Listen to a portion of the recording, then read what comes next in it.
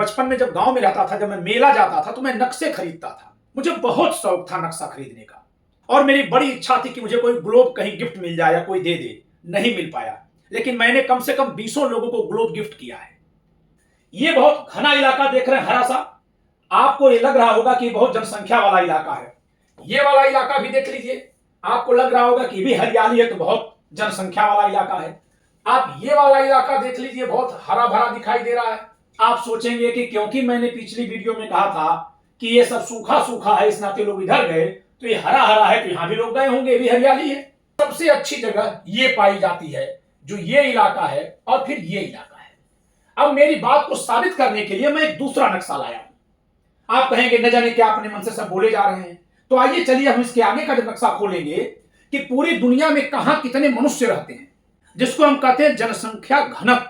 जितने भी विद्यार्थी कक्षा 6, 7, 8 में पढ़ रहे हैं, आपके घर के जो बच्चे हैं, उनको जरूर पढ़ाना मेरे भाई। पार्टियों के नेता नहीं बताएंगे कि जाति कौन बनाया और कैसे बन गई। न तो पुराने ग्रंथों से हमको समझना है, आज विज्ञान का आविष्कार हो गया है, हम उसके जरिए जानेंगे। अन्यथा ग्रंथों में तो धरती शेषनाग के फन पर है, या कुरान के हिसाब से देखें तो चटाई नुमा उड़ रही है, या बाइबल के हिसाब से देखें तो धरती ब्रह्मांड के केंद्र में है और सारी संरचना इसका चक्कर लगा रही है। ये तीनों धर्मों की मान्यताएं आज खंडित हो गई हैं। तो आप किन ब्राह्मणों को सही साबित और गलत साबित करने के लिए यहां बात कर रहे हैं? न जाने कितनी धर्म की मान्यताएं गलत साबित हुई विज्ञान के आने पर। इसीलिए मैं कह रहा हूं विज्ञानवाद को बढ़ाइए और मेरे साथ आइए, नक्शे के आधार पर समझा जाए। ये एंडीज पर्वतमाला है, यहां तक गई एंडीज पर्वतमाला, ये रॉकी पर्वतमाला है। तो एंडीज पर्वतमाला पर एक बार इधर से एक जहाज जा रहा था और यहीं पे दुर्घटनाग्रस्त होकर गिर गया। उनकी मां और बहन के साथ वो यात्रा कर रहे थे। उनकी मां और बहन तत्काल मर गई थी। शेष अन्य यात्रियों के साथ जो जीवित बचे थे, उनमें वो सेना के डॉक्टर भी थे। बाद में अपने जूते तक लोग खाए, जो चमड़े के जूते थे। जब कुछ नहीं बचा, तब उस डॉक्टर ने अपना छुरा निकाला और कहा कि क्योंकि मेरी शरीर मेरे मां के शरीर से बनी है, मेरी मां ने ही मुझे बनाया है, तो आज भी मेरी मां की शरीर ही मेरा जीवन बचाएगी। हेलो दोस्तों, आप सभी का the logical Indian YouTube channel में बहुत बहुत स्वागत है। जातियों की उत्पत्ति कैसे हुई, भारत में ही जातियां क्यों पाई जाती हैं, इस पर यह तीसरी वीडियो मैं आपके सामने रख रहा हूं। इस वीडियो में मैं यह दिखाऊंगा कि जो मैंने पहली वीडियो में दावा किया है कि क्योंकि ये सारी भूमि जो है बहुत ही रेतीली है, उबड़ खाबड़ है, जो मनुष्य को रहने के लिए कठिनाई पैदा करती है, और ऊपर की जमीन जो हरी दिखाई दे रही है लेकिन बहुत ज्यादा ठंडी वाली है, नीचे जो ये हरियाली दिखाई दे रही है, ये हरी भले दिखाई दे रही है, लेकिन क्योंकि यहाँ विषुवत रेखा है, भूमध्य रेखा, इस नाते बहुत गर्म इलाका है। यहाँ प्रतिदिन बारिश होने से यहाँ हमेशा कीचड़नुमा माहौल रहता है, बहुत भयानक उमस और छोटे छोटे जहरीले जानवर पाए जाते हैं कीटाणु के रूप में। इस नाते मनुष्य के लिए भी रहने लायक मुफीद जगह नहीं है। पहली वीडियो में मैंने ये बताने की कोशिश की थी कि यही कारण है कि ये पूरे इलाके के लोग यही जाने की कोशिश किए, और यहां भी मैंने ये बताया कि यहां ऊपर हिमालय है और इधर तीन तरफ से समुद्र है, इस नाते आने का रास्ता यहीं से है। फिर मैंने ये भी कहा था इस इलाके में भी जनसंख्या बहुत ज्यादा होगी, इस इलाके में भी बहुत से लोग होंगे, लेकिन क्योंकि ये जमीन और ज्यादा अच्छी है, इस नाते इधर से कोई आक्रमण इधर नहीं हुआ। इतनी बातें मैंने अपने पहली वीडियो में बताई थी। दूसरी वीडियो मनुस्मृति में जातियां कैसे बनी, इस पर है। आप चाहें तो उसको देखकर जातियों के निर्माण के संदर्भ में मनुस्मृति क्या कहती है, इसको आप जान सकते हैं। लेकिन मैं चाहूंगा कि मेरी पहली वीडियो जिन लोगों ने देखा है, वे लोग कृपा करके मेरी इस वीडियो को जरूर देखिए। दोस्तों, आप आगे बढ़े इसके पहले एक और विनम्र निवेदन है। बार बार मैं आग्रह कर रहा हूं कि हम सब कोई भी ज्ञान की बात सुनने और समझने से पहले अपने को जाति के, धर्म के चश्मे से मुक्त कर लें। आप सहमत होइए तो होइए, नहीं होइए तो मत होइए, लेकिन आपका कोई मूल्यांकन मेरी जात के आधार पर या आपका कोई नजरिया आपकी अपनी जात के आधार पर नहीं होना चाहिए। बहुत सारे लोग हैं जो जाति धर्म पर बात कर रहे हैं। मेरे भाई, आप सबसे निवेदन है कि इससे मुक्त होकर के भारत के संविधान में जो विज्ञानवाद की बात की गई है, उस तरफ हम सबको आगे बढ़ने दीजिए और उसमें आप सहयोगी बनिए, आप उसके वाहक बनिए। क्योंकि भारत के संविधान में जो विचार लिखे हैं समता समानता के, ये बड़ी मुश्किल से हमको मिले हैं। फिर से इसको जात के नजरिए से संकीर्ण मत करिए। आइए आगे चलते हैं कि आज मैं क्या दिखाना चाह रहा हूं। आज मैं स्क्रीन पर दो नक्शे लाया हूं। एक नक्शा जो प्राकृतिक जमीन का है, यानी धरती इसी तरह से है। ये आप देखिए, अमेजन के जंगल आप देख रहे हैं ब्राजील में। आपको एक बात मैं बता दूं दोस्तों कि आपका ये भाई, आपका ये दोस्त नक्शों का इतना ज्ञान पिपासु रहा है, नक्शों में मेरी इतनी दिलचस्पी रही है कि जब मैं कक्षा 8-9 में था तो मैं मेला जाता था अपने यहाँ करहा बाजार में, जो मोहम्मदाबाद गोहना तहसील अंतर्गत मऊ जिले के पास एक बाजार है, कि मैं अपने गांव में, अपने बचपन में जब गांव में रहता था, जब मैं मेला जाता था तो मैं नक्शे खरीदता था। मुझे बहुत शौक था नक्शा खरीदने का। मैं कभी बताऊंगा कि नक्शों के बारे में मेरा ऐसा ज्ञान कैसे हुआ, और मेरी बड़ी इच्छा थी कि मुझे कोई ग्लोब कहीं गिफ्ट मिल जाए या कोई दे दे, नहीं मिल पाया, लेकिन मैंने कम से कम 20 लोगों को ग्लोब गिफ्ट किया है। फिर धीरे धीरे इस रुचि के कारण मेरा ज्ञान नक्शों को लेकर ऐसा हुआ कि आप ग्लोब घुमाकर कहीं रखेंगे तो मैं वहां के बारे में कम से कम जलवायु क्या पैदा होता है और कौन सी भाषा होगी, मोटे मोटे तौर पर तो बता ही दूंगा। आइए चलते हैं दोस्तों। ये बहुत घना इलाका देख रहे हैं, हरा सा। आपको ये लग रहा होगा कि बहुत जनसंख्या वाला इलाका है। ये वाला इलाका भी देख लीजिए, आपको लग रहा होगा कि ये भी हरियाली है तो बहुत जनसंख्या वाला इलाका है। आप ये वाला इलाका देख लीजिए, बहुत हरा भरा दिखाई दे रहा है। आप सोचेंगे कि क्योंकि मैंने पिछली वीडियो में कहा था कि ये सब सूखा सूखा है, इस नाते लोग इधर गए, तो ये हरा हरा है तो यहां भी लोग गए होंगे, ये भी हरियाली है। और ऐसे ही आप इस इलाके को लेकर भी ये सोच सकते हैं कि ये भी हरा हरा है तो यहां भी बहुत सारी आबादी गई होगी, आदमी क्रमशः गए होंगे।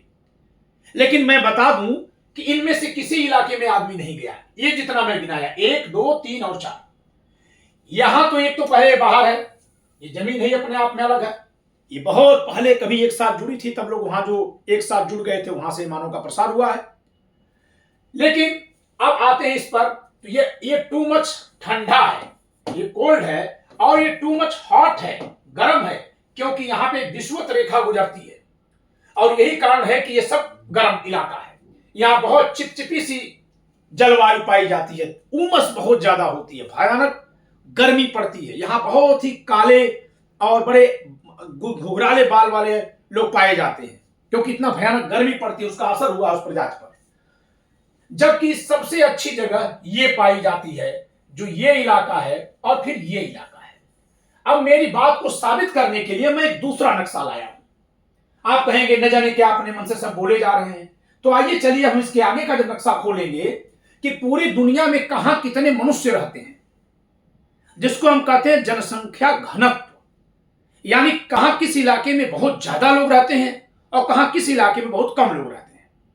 तो मेरी इस बात को समझने के लिए मैं आज एक दूसरा नक्शा जो लाया हूं वह है आपके सामने प्रस्तुत कर रहा हूं, जिसको देखकर आप जान जाएंगे कि भले हरा भरा यहां दिख रहा है, यहां दिख रहा है, यहां दिख रहा है और यहां दिख रहा है, लेकिन ज्यादा लोग कहां हैं पूरी धरती पर। आप ऑस्ट्रेलिया महाद्वीप को भी मत भूलिए, मैंने इसको प्यासी भूमि का देश कहा था। और ये हमारी वीडियो जितने भी विद्यार्थी कक्षा 6, 7, 8 में पढ़ रहे हैं, आपके घर के जो बच्चे हैं, उनको जरूर पढ़ाना मेरे भाई। पार्टियों के नेता नहीं बताएंगे कि जाति कौन बनाया और कैसे बन गई, न तो पुराने ग्रंथों से हमको समझना है। आज विज्ञान का आविष्कार हो गया है, हम उसके जरिए जानेंगे। अन्यथा ग्रंथों में तो धरती शेषनाग के फन पर है, या कुरान के हिसाब से देखें तो चटाई नुमा उड़ रही है, या बाइबल के हिसाब से देखें तो धरती ब्रह्मांड के केंद्र में है और सारी संरचना इसका चक्कर लगा रही है। ये तीनों धर्मों की मान्यताएं आज खंडित हो गई हैं। तो आप किन ब्राह्मणों को सही साबित और गलत साबित करने के लिए यहां बात कर रहे हैं? न जाने कितनी धर्म की मान्यताएं गलत साबित हुई विज्ञान के आने पर। इसीलिए मैं कह रहा हूं विज्ञानवाद को बढ़ाइए और मेरे साथ आइए, नक्शे के आधार पर समझा जाए। तो दोस्तों अब आप खुद सोच लीजिए कि अगर हम इसको 1 मान लें, इसको 2 मान लें, इसको 3 मान लें और इसको 4 मान लें, इसको 5 मान लें और इसको 6 मान लें, इसको 7 मान लें, तो सबसे ज्यादा मनुष्य कहां रहते होंगे पूरी दुनिया में? अगर मैं कह दूं कि सबसे ज्यादा मनुष्य यहां रह रहे हैं, तो आप ये मत कहिएगा कि चीन की आबादी ज्यादा है। चीन की आबादी तो ज्यादा होगी, लेकिन क्या पूरे चीन में वो आबादी फैली है? जैसे भारत की आबादी भले अधिक है, लेकिन क्या गुजरात के कच्छ के रण में भी लोग हैं? अरुणाचल प्रदेश के पहाड़ों पर भी क्या उतनी संख्या में लोग हैं जितना उत्तर प्रदेश के पूर्वांचल के जिलों में लोग रहते हैं? ये बात हो रही है, यानी कहां ज्यादा लोग बसे। इसके लिए चलिए दूसरा नक्शा खोलते हैं, और वो नक्शा ये है।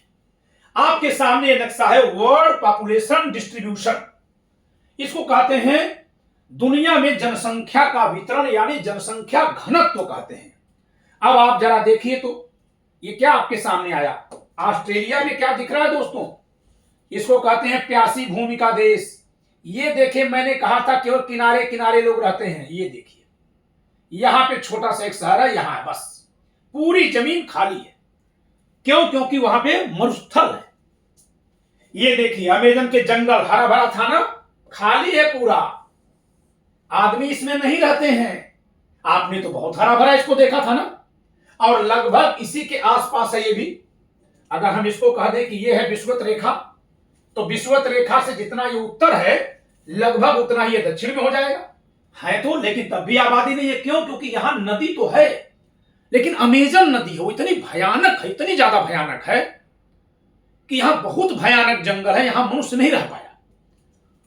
अब चलिए इधर देखते हैं। यहां की जो जनसंख्या, जो आबादी आपको दिख रही है, ये बाद में बसी है, लेकिन ये फिर भी हम मान लेते हैं इसको।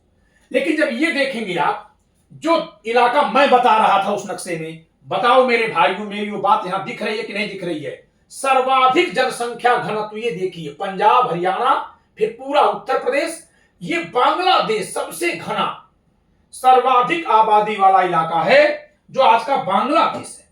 आप हमसे पूछिए, चाहे भैया कहिए, बाबू कहिए, बेटा कहिए, जो कहिए, सर कहिए, गुरुजी कहिए, वकील साहब कहिए, आप पूछिए कि आखिर बांग्लादेश कैसे सबसे घनी आबादी का इलाका हो गया। बांग्लादेश, मैं चाहता हूं कि प्रोफेसर राजेंद्र सिंह जैसे विद्वान लोग इस तरह के आंकड़ों पर अपना विचार दें, सोचें, क्योंकि उन लोगों के पास अद्भुत बुद्धि है।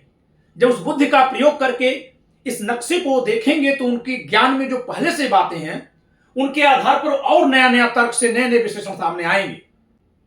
क्योंकि अपने 23 वर्षों के अध्यापन में, जो मैं दिल्ली और लखनऊ, इलाहाबाद में पढ़ाया हूं, और मेरे पढ़ाए सैकड़ों विद्यार्थी जज हैं, कई सौ विद्यार्थी मेरे जज हैं। तमाम लोग कुछ उटपटांग लिख देते हैं तो कभी कभी बहुत हंसी आती है कि ज्ञान का सम्मान करिए। तो इसलिए ये जो ज्ञान का एक नया आधार निकाला जा रहा है चिंतन का, इस पर ध्यान होना चाहिए। मैं इस पर भी चर्चा करूंगा। लेकिन अब आप देखिए, मैंने क्या कहा था कि इन इलाकों से लोग इधर भागे हैं, भागे हैं लोग। इसका मतलब किसी ने लिख दिया, लग रहा है सब लोग यहां पैदा हो रहे थे, वहां जा रहे थे। कुछ लोगों की कल्पना शक्ति, चिंतन शक्ति कमजोर होती है। मैं किसी पर लांछन नहीं लगा रहा हूं। जिसका जितना अध्ययन का स्तर है, और अध्ययन किताबों से नहीं तो सोचने का जो स्तर है, उसी हिसाब से सोचता है। जैसे मैंने उस दिन समझाने के लिए कहा कि यहां से लोग ऐसे जत्था से चले गए, यहां से गए, तो तमाम लोग ये समझे कि बस यहां लोग पैदा हुए, यहां चले आए, और खुद को भी ऐसे ही सोचने लगे कि लग रहा हम भी वहां से पैदा होकर आ गए क्या। जैसे कुछ लोग कहते हैं कि ब्राह्मण जो है यूरेशिया से आए थे, तो औरतें नहीं लाए थे, शूद्रों की औरतों से उन्होंने विवाह किया, बच्चा पैदा किया, तो उनके घर में जितनी औरतें हैं सब शूद्र है। अगर आपकी संकल्पना पर जो लोग ऐसा सोचते हैं मान भी लें, तो पहली बार जो औरत लिया वो तो शूद्र परिवार से ले लिया, वो तो यहां से ले लिया शूद्र परिवार की, तो औरत शूद्र है। लेकिन दूसरी बार जो पैदा हुआ तो उसकी बेटी हो गई, तो फिर वो शूद्र कैसे रह गई? हाँ, अपने संस्कार में, मान्यता में चूंकि महिला पुरुष का भेदभाव है, तो उन्होंने शूद्र लिखा। तो ये सोचने का नजरिया, जबकि कुछ लोग इस पर सोच लेते हैं कि नहीं, वो महिलाएं सब हमारी हैं जिनको ये लेकर गए। तो ये सोचने के स्तर का फर्क होता है। और जो बातें यहां कही जा रही हैं, ये बहुत रिसर्च के लेवल की हैं। इसको सब लोग समझ पाए संभव नहीं है, लेकिन यूट्यूब जैसा एक माध्यम है कि सबके तक ये बातें पहुंचाई जा रही हैं। लोग कैसे यहां तक आए, मैं इसका एक उदाहरण दे रहा हूं। ये जो इलाका आप देख रहे हैं, ये इसको जरा नेचुरल मैप में हमको ले चलने दीजिए। ये जो देख रहे हैं, ये देखिए, इधर का इलाका सूखा, इधर हरा है। ये एंडीज पर्वतमाला है, यहां तक गई है एंडीज पर्वतमाला, ये रॉकी पर्वतमाला है। तो एंडीज पर्वतमाला पर एक बार इधर से एक जहाज जा रहा था, और यहीं पर दुर्घटनाग्रस्त होकर गिर गया। बहुत ऊपर पहाड़ पर भयानक ठंड, पूरी चारों तरफ बर्फ बिछी थी, और इतनी ज्यादा बर्फ थी, और जहाज भी सफेद रंग का, इस नाते जब उसको खोजने के लिए लोग आते तो दिखता नहीं था। उसमें बहुत सारे लोग मारे गए। इनमें एक सेना में डॉक्टर थे, उनकी मां और बहन के साथ वो यात्रा कर रहे थे। उनकी मां और बहन तत्काल मर गई थी। शेष अन्य यात्रियों के साथ जो जीवित बचे थे, उनमें वो सेना के डॉक्टर भी थे। 15-20 दिन तक तो जो कुछ इन लोगों के पास था वो खाया, बाद में अपने जूते तक लोग खाए जो चमड़े के जूते थे। जब कुछ नहीं बचा और भयानक ठंड थी, बहुत सारे लोग मरते चले गए, तब उस डॉक्टर ने फैसला लिया था, और आप इस घटना पर मत जाइएगा, अगली बात जो मैं जो कहूंगा उस पर जाना है आपको, कि कैसे कुछ लोग ही जाते हैं कहीं छोड़ करके जगह, यही मैं साबित करने के लिए कहानी बता रहा हूं।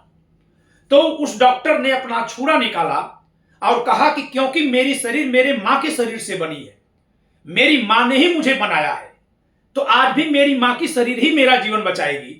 और ये तर्क दे करके उन्होंने मां के जंघे से मांस काटा जो मर चुकी थी और उसको खाया, और फिर इसके बाद जितने भी लोग वहां इस तरह से पड़े थे, लोग उन्हीं को खा खा करके जिंदा रहे। बहुत से लोग तो नहीं खाए, वो मर गए, जिंदा रहे। इसके बाद भी जब इनको नहीं खोजा जा सका, तो उस डॉक्टर ने पूरा लोहे का पैड बनाया जहाज में से काट काट करके, और यहां से वो पहाड़ से उतरना शुरू किया, अपने गांव पहुंच गया। आखिर उतने सारे लोगों में से एक ही आदमी पहुंच गया ना गांव। फिर उसके बताने पर जब सर्च ऑपरेशन हुआ, तो जो लोग शेष वहां थे वो बच गए। सत्य घटना है, डिस्कवरी पर दिखाई गई है। तो आखिर उतने सारे लोगों में से बहुत से लोग तो मांस ही नहीं खाने गए होंगे, मर गए होंगे। बहुत से लोग जूता ही नहीं खाए होंगे, मर गए होंगे। और शेष जो बचे थे उनकी हिम्मत नहीं थी कि इतना दूर न जाने किधर जाने पर गांव मिलेगा नहीं मिलेगा, जाएं अकेले। तो आप दोस्तों ये मत समझिएगा कि यहां से सारे लोग यहां पैदा हो रहे थे, यहां चले जा रहे थे, ये बात नहीं कही गई है। बल्कि ये कहा गया है कि ज्यादातर लोग कहीं और जाने की बजाय इधर को आए, या ये भी कह सकते हैं कि इधर वाले ही सरवाइव कर गए। तो इस तर्क से जब आप देखेंगे तो ये तर्क आपका यहां भी पुष्ट हो रहा है कि ये देखिए, अगर ज्यादातर लोग नहीं आते तो यहां इतनी जनसंख्या घनत्व तो कैसे बढ़ जाता। इस नाते मेरे दोस्तों, आप इस बात को तर्क से समझिए। आखिर ये देखिए, जनसंख्या घनत्व यहां सर्वाधिक क्यों दिखाई दे रहा है। फिर इसके बाद यहां मैंने कहा था कि चीन की दीवार यही बनी है, कहा था ना। क्यों बनी है? क्योंकि इधर से लोग इधर ना आ सके। और इधर से हमला क्यों नहीं हुआ? क्योंकि यहां अपने आप में अच्छी जगह है। तो इस नाते इधर से कभी पूरब से भारत पर हमला नहीं हुआ, पश्चिम से ही हमेशा हुआ है, खैबर दर्रे से। अब सवाल यह है कि तो बांग्लादेश में सर्वाधिक जनसंख्या घनत्व कैसे हुआ? बांग्लादेश में आक्रमण तो इधर से हो रहा है, तो जनसंख्या घनत्व यहां होना चाहिए, आने वाले पहले यहीं पहुंचे तो यहां होना चाहिए। अब मैं चाहूंगा कि मैं इस नक्शे को छोटा करके थोड़ा बड़ा कर लूं, जिससे कि मैं इस इलाके में भी ज्यादा लोग कहां हैं इस पर भी चर्चा कर सकूं, जिससे मैं युद्ध और जनसंख्या घनत्व इन दोनों को एक साथ मानव जीवन पर प्रभाव के तौर पर व्याख्यायित कर सकूं। युद्धों का और जनसंख्या बढ़ने का, युद्धों का और इलाकों का महत्व।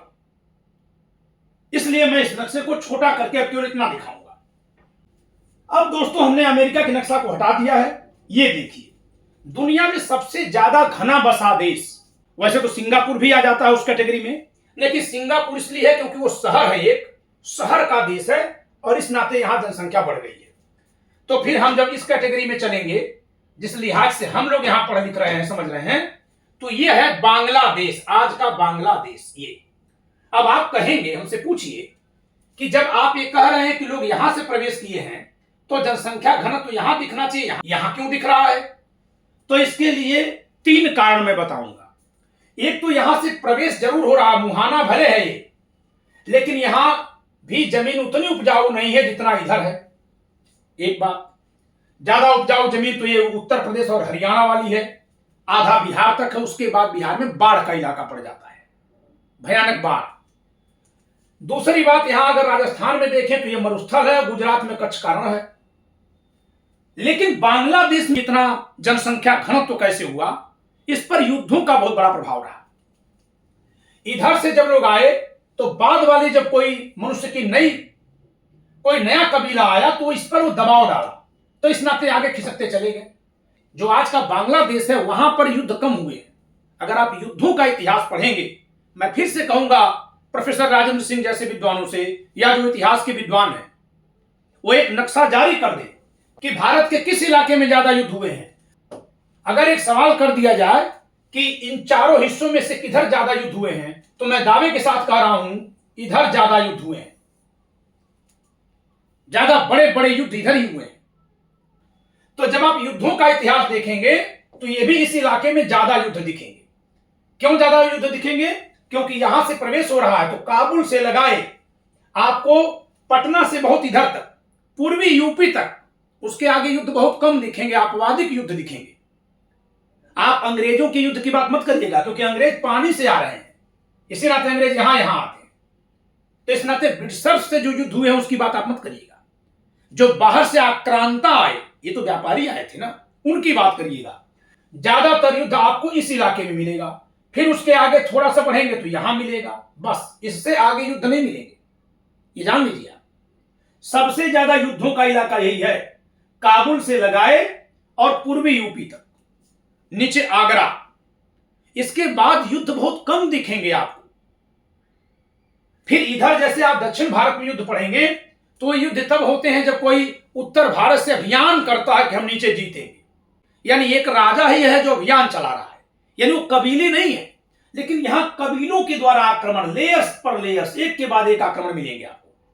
तो भले ही ये जमीन बहुत उपजाऊ है, हरियाणा की और उत्तर प्रदेश की बहुत उपजाऊ जमीन है, लेकिन यहां युद्ध बहुत हुए हैं, इस नाते यहां से लोग भाग भाग कर इधर गए। अब इधर गए यानी बांग्लादेश में, आज के पश्चिम बंगाल में, तो वहां सुरक्षित हुए। वहां युद्ध क्यों नहीं हुए? क्योंकि बीच में जो बिहार का इलाका है, जब नदी या ऊपर से आती, हिमालय से नदी आती है तो यूं जाएगी, ऊपर से पानी आया, बिहार तक आके यहां गड्ढा कर दिया, फिर यहां से ऐसे गया, इस नाते बिहार बाढ़ का इलाका बनता है। बिहार जो है बाढ़ का इलाका है। 2-4 हजार साल बाद जब गाद भर जाएगी, 10,000 साल बाद, तो बिहार भी बराबर हो जाएगा और तब पश्चिम बंगाल शायद वो इलाका बने, या फिर कोई और परिवर्तन भूगोल में होगा जो प्राकृतिक शक्तियां करेंगी सो करेंगी। लेकिन ये ऐसा होने के कारण यहां बिहार में बाढ़ का इलाका, इस बाढ़ के इलाके के कारण क्या होता रहा होगा कि बहुत समय तक युद्ध हो ही नहीं पाएगा।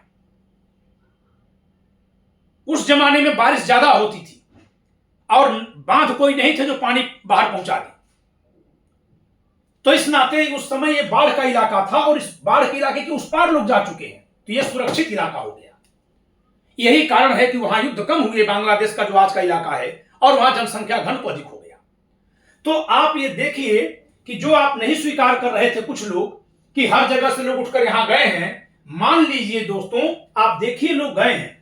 आप एक बात को और मान लीजिए दोस्तों कि जो मैं ये कह रहा हूं कि भारत में आने का प्रमुख कारण यहां की जलवायु, मिट्टी और पानी की सुविधा। यहां नदियां तो हैं बहुत ज्यादा, लेकिन बहुत सारी समतल जमीनें भी हैं, तो इस कारण से यहां बाहर से लोग बहुत आए।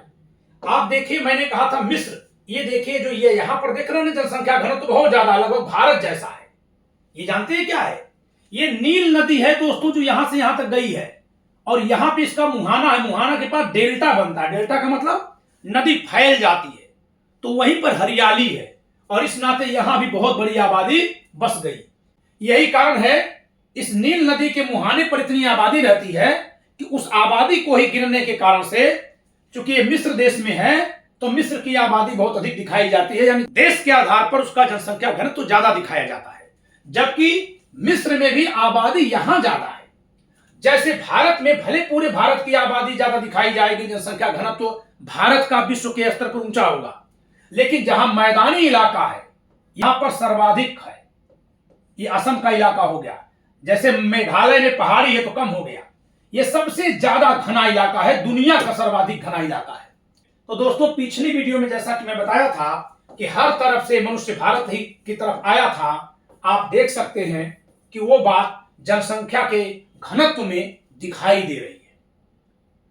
इससे यह साबित होता है कि भारत में बाहर से आगमन इसलिए हुआ क्योंकि ये धरती का यह भूभाग नदियों के साथ साथ समतल भूभाग का है, जहां बहुत अच्छे से भोजन मिलेगा, पानी मिलेगा। क्योंकि नदियों के किनारे ही सभ्यता पनपती थी, लोग बसते थे, तो इस इलाके में यही एक नदी का मुहाना मिल रहा है, तो देखिए यहां तक फैल गया। अगर कहीं बहुत सारी पतली पतली नदियां हों और उसके अगल बगल समतल जमीनें हों, तो सब आकर के दूर दूर से वहीं बसेंगे।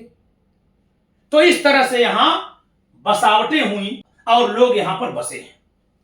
तो आप जनसंख्या घनत्व के नक्शे से भी ये बात देख सकते हैं कि पूरी दुनिया से लोग यहां आए होंगे, तभी यहां की आबादी सदा से इतनी ज्यादा हुई है। अब आप कहेंगे कि चीन की तुलना में हमारी आबादी अधिक हो जाएगी कुछ दिनों में, तो क्या इधर लोग आए हैं कि गए हैं? तो दोस्तों, कहीं का जनसंख्या घनत्व जो आज दिख रहा है उसमें विगत 50 वर्ष में बहुत मामूली सा बदलाव आया है, बहुत मामूली सा। क्योंकि जिस चीन की आबादी आपसे अधिक है उसका क्षेत्रफल भी आपसे अधिक है, और चीन की आबादी अगर अधिक हो गई थी तो यह अधिक होना ही चाहिए, इसका इलाका बहुत बड़ा है। और अगर इसकी आबादी कम हो रही है और हमारी संख्या ज्यादा हो रही है तो इसमें एक कृत्रिम कारण है कि इन्होंने बच्चा पैदा करने पर रोक लगा दी है, जो महज 20 वर्ष 25 वर्ष पहले की नीति है। इतने पर भी दुनिया के स्तर पर जो तुलनात्मक डेंसिटी है, जो जनसंख्या घनत्व है, वो बहुत मामूली ही बदलेगा। ये जान लीजिए, कहीं की आबादी जहां 75 करोड़ रही हो वो बढ़कर अगर 1 अरब हो जाए तो ये बहुत बड़ा बदलाव नहीं है। अगर आप यही नक्शा जनसंख्या घनत्व का 1000वीं सदी का निकालेंगे, 1000वीं सदी 12वीं सदी का, मिलना संभव नहीं है क्योंकि उस समय सब डेटा नहीं होते थे, तो भी यही मिलेगा। बस यही हो जाएगा कि इसकी तुलना में शायद थोड़ा कलर ज्यादा हो जाए, होगा यही, इतना ही बात। पूरी दुनिया में यही ज्यादा लोग मिलेंगे आपको। यहां के बाद फिर आप देखिए यूरोप में आपको आबादी ज्यादा दिखती है, जनसंख्या घनत्व यहां ज्यादा है, इस रेगिस्तान में नहीं है, इस ठंडे प्रदेश में नहीं है, इस गर्म प्रदेश में नहीं है। और यहां पे हरा दिख रहा है तब भी उतना यहां नहीं है। तो आपको यह समझना होगा कि आदिकाल से मनुष्य अच्छी जगह जाने के लिए तत्पर रहा है, आता जाता रहा है। जब कभी कोई साधन नहीं था तो कबीलों के रूप में लोग यात्रा करके पहुंचते थे। ऐसा नहीं कि उनको पता था कि भारत, वो जानवर की तरह, जैसे कोई पशु है नहीं जानवर की चले जा रहे उस दिशा में, वैसे लोग जाते थे। और इस तरह से सैकड़ों नहीं हजारों बार बाहर से लोग आए होंगे भारत में। कुछ लोग आए होंगे, जैसा कि मैंने उस जहाज से सेना के उस डॉक्टर का उदाहरण दिया था कि उतने सारे लोगों में से एक आदमी गया। मैं तो कहूंगा कि वहां जितने आदमी थे उनको कम से कम 1000 गुना बढ़ा दीजिए और फिर कहिए कि उसमें से एक आदमी गया, उतने के बराबर दुनिया से लोग आए हैं यहां। लेकिन अगर उतने के बराबर पूरी दुनिया से लोग यहां समय समय पर आए तो एक देश के हिसाब से, इस भूभाग के हिसाब से बहुत बड़ी आबादी हो जाएगी, बहुत तरह तरह के लोग हो जाएंगे। और संभव है इस कारण से यहां इतने सारे तरह के लोग, इतने सारे जातियों का निर्माण कर दिए। यह शोध की यात्रा जारी रहेगी। आप अपना विचार, आलोचना, प्रतिक्रिया संयत भाषा में वैज्ञानिक रूप से सोचने के बाद भेजिए। किसी की आलोचना करने से पहले दोस्तों यह सोचा जाना चाहिए कि व्यक्ति कहना क्या चाह रहा है। पहले उसकी बात, वो जो कहना चाह रहा है अगर हम समझ लेंगे तब हम उसकी सटीक आलोचना कर पाएंगे। अगर उसकी बात को बिना समझे अपनी आलोचना हम फेंक देंगे तो शायद वो ऐसे हो जाए। यहां होनी चाहिए बिल्कुल। तो विज्ञानवाद पर आधारित इस चर्चा को यही विराम देते हैं। संविधान दिवस आने वाला है 26 नवंबर को। सरल भाषा में संविधान पर लिखी मेरी इस पुस्तक को आप मंगाना चाहें तो दिए गए नंबर पर संपर्क कर सकते हैं। इस वीडियो को अपने बच्चों को जरूर दिखाइए क्योंकि यह भूगोल पर आधारित है। और पहली वाली जो वीडियो है कि भारत में जातियां कैसे बनी, सच्चाई जानकर चौंक जाएंगे आप। थंबनेल में सब बातें इसलिए लिखी जाती है ताकि लोग उसको खोलें, देखें। आप जरूर दिखाइएगा इन दोनों वीडियोज को। वीडियो को लाइक करिए, शेयर करिए, चैनल सब्सक्राइब न किया सब्सक्राइब करिए। जय संविधान।